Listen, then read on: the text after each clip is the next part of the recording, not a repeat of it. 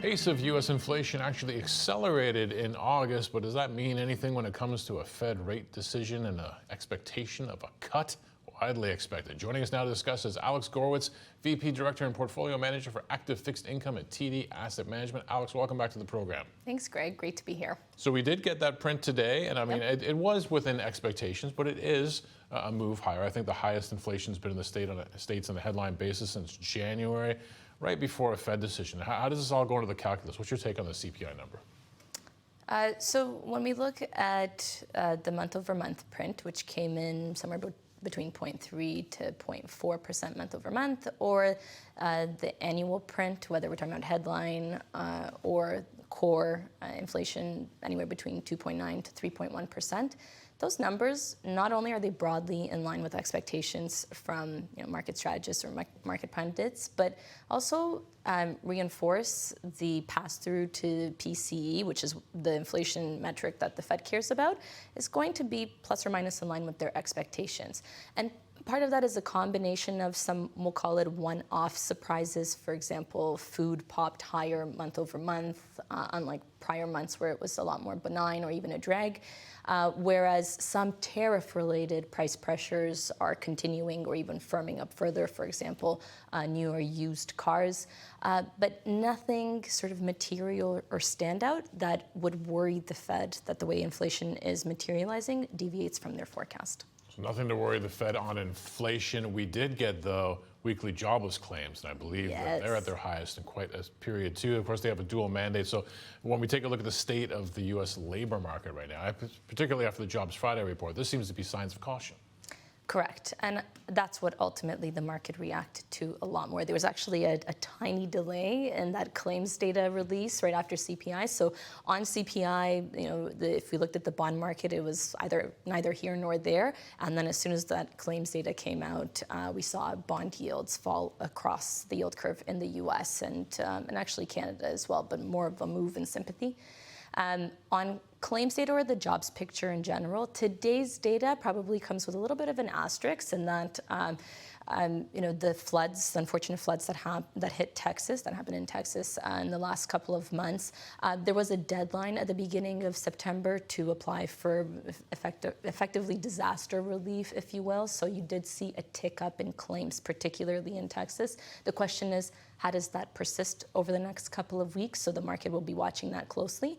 But then to your point about Friday's jobs data, we've seen whether it's been through revisions, which is what we had on Friday, or whether it's been through just sort of the broader trend in the last couple of months, more softening than expected. I wouldn't call them cracks. I wouldn't call them a collapse, but certainly a lot more softening than expected in the labor picture. So the Fed has this inflation report. It has this picture of the labor market. It walks into that two-day meeting next week with all those documents under the show. What do they make of it all? What happens around that table? So when I think about the Fed, there are a couple of things to note for next week. Because it is the September meeting, we will get their updated forecasts. And that's important because that also comes with updated dot plots. So what are they thinking about where monetary policy will go for the next several meetings in the next several years. So what the expectation right now from the market is relative to their last dot plot, which was in June and showed 2 rate cuts to the end of the year, I think the market has moved towards expecting 3 rate cuts. In other words, September, October, December, from the market's point of view, will all be rate cuts from the Fed. We'll see if the Fed actually matches market expectations, but history tells us that they probably will. That's generally what happens, right? The market moves in a direction and the Fed tends to follow suit. But also just looking at the commentary or the concerns from some of the Fed members, particularly around the labor picture, that those concerns seem to be validated by, again, the weaker than expected data points. What this means to me is that there is risk that it won't just be 1 or 2 Fed members that might dissent for a 50 basis point rate cut. You could end up getting maybe 3 or 4. If you get more than 2, I don't think the bond market is expecting that, and it would move towards lower bond yields than what we've currently seen. Could you justify a 50 in this environment? Not from the data that we've seen, not in my opinion anyway.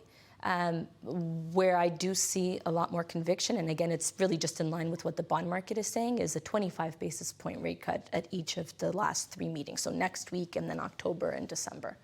But if we see more dissents or some level of dissent towards a 50 cut in September, I think you would see a pretty strong bond market reaction. Yeah, let's take it to the bond market reaction. Ultimately, what all this means for the fixed income investor. What does it mean?